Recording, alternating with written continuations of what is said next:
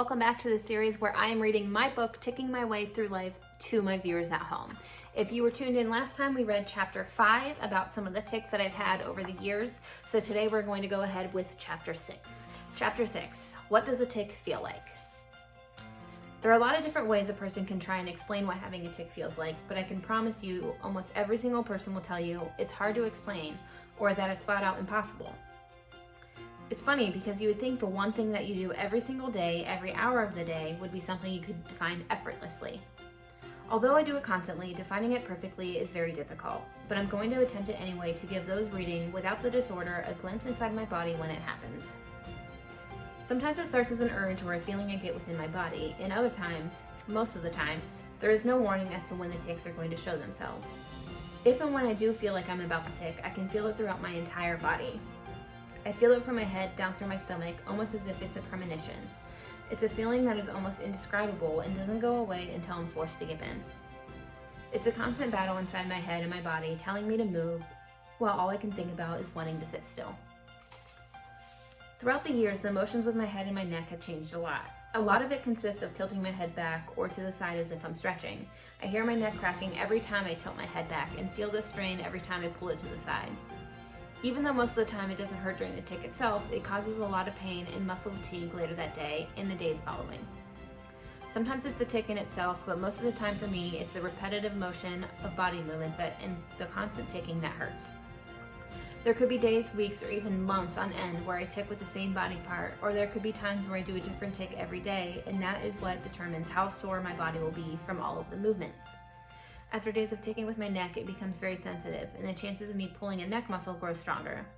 Sometimes I pull a muscle just by looking to the side because of how sensitive the muscles become after my tics, and the pain shoots up to where my neck starts to meet the back of my head. As I said before, tics can come and go. I can tic a certain way for months, and one day it'll disappear. At the same time, one day I might tic in a way that I never have before. Whether I feel the urge before it happens, or if my body just starts moving, the nearly indescribable feeling is always the same. I feel it from somewhere deep inside. I begin to feel a sensation in my stomach and something else takes control of me. I can't talk or breathe while a tic is in motion, and my heart starts to race a bit as my body forces it all out. I never know how long each one will last or how many times I will have to do it. I just sit there hoping it won't end in a panic attack or what a lot of us with Tourette syndrome call a tic attack, where I zone out and tic with my entire body all at once. Every once in a while, I can feel it coming on when I'm not ticking the way my body needs me to. I start to tic faster and more intensely. My breath shortens and everything else around me no longer exists. Then there are the moments where they happen out of nowhere. No matter if I feel it coming or it comes out of nowhere, tic attacks are really scary experiences for me. To the average person reading this who knows what it's like to make the decision to move your body, this may sound strange, but to us in the TS community, it's just another day in our lives. Sometimes I try to explain it as if someone has the hiccups. Most people know the routine. Sometimes the hiccup can be small and discreet. Other times, if your hiccups are anything like mine, hiccups can be loud, obnoxious ones that can make the whole grocery store curious as to what you just did. Yes, it actually happened to me. But the point is, you don't know what your body's going to do next. You don't know when they're going to go away or how they will sound or feel 1 minute to the next. Sometimes they can be painful, embarrassing even, and sometimes no one in the room may even know you have them. In my opinion, the hiccups are one of the closest comparisons that I could come up with for someone to have a slight understanding of what a tic feels like on a daily basis for a person living with Tourette syndrome.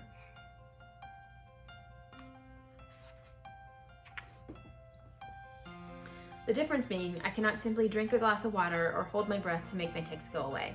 I can only hope to get through the day the best I can. Another good explanation of what a tic feels like or what the urge is like would be for the average person feeling a sneeze coming on. Only there are still differences in the experience. You begin to feel the tickle in your nose. I begin to feel the urge to move my stomach. You start to look at the light because one time you were told that it would make you sneeze. I try my best to do everything to stop mine. You begin to feel your breath start to escape you as your nose prepares for the sneeze. I feel my urges grow stronger in my stomach, now through my hands and feet while I know it's about to happen. Your sneeze comes out and you instantly feel better. I finally let my tic out, and my stomach contracts, my shoulders hunch over, my hands form a half-clenched position. Everyone around you says bless you and moves on. I'm afraid to even look up because I'm afraid someone around me will be staring, wondering, what is wrong with her? The difference is, everyone thinks what you did was normal, but I have to explain myself and worry about how I will be treated because of mine. I won't ever be able to give the perfect description so that those outside the community understand, but every day I try my best to explain what it feels like in my body while a tic is happening. Sometimes it can be tiring having to constantly explain myself or worry about what's going to happen when I tic. But I'll never stop trying to spread awareness because the more we speak up and speak out, the more we normalize it. Maybe explaining how a tic feels won't do that in itself, but every single detail can help. To get people to understand us, we have to put them in our shoes and try to get them to feel the way we feel as best we can, even if just for a moment. Now, I hope you enjoyed following along with chapter 6.